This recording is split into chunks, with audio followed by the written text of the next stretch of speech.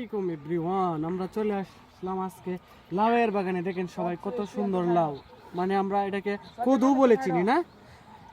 আমরা এই লাউ সম্বন্ধে কথা বলার উদ্দেশ্য হচ্ছে, মহানবী সাল্লাল্লাহু আলাইহি সাল্লামের প্রিয় খাবার ছিল লাউ। এই যে লাউ প্রিয় খাবার ছিল, তাহলে আমরা লাউ কে সুন্নত পালন করতে পারি। কারণ যখন মহানবী সাল্লাল্লাহু আলাইহি সাল্লামের খাবার, তাহলে এটা আমরা সুন্নত হিসাবেও ধরে নিতে পারি লাউ খাইলে।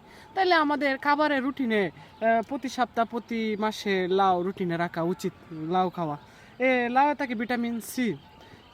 এবং গরমকালে গরমকালে এই লাউটা বেশি খাওয়াটা ভালো, কারণ এই লাউয়ে পর্যাপ্ত পরিমাণে পানি থাকে ভিতরে।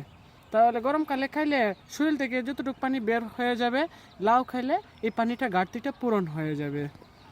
সবাই প্রতিনিয়ত লাউ খাবেন। আরেকটা বিষয়, হ্যাঁ, লাউ খাইলে ত্বকটা সুন্দর দেখায়, সূক্ষ্ম দেখায়, এবং ব্রণের কাজ করে। ব্রণ, যাদের মুখে ব্রণ হয়, সে যদি লাউ খায় প্রতিনিয়ত 1 মাস বা সপ্তাহ বা 15 দিন, তাহলে ভালো, তাহলে ব্রণটা একদম ভালো হয়ে যাবে। সবাই লাউ রুটিনে রাখবেন খাবারের মধ্যে। ভালো থাকেন।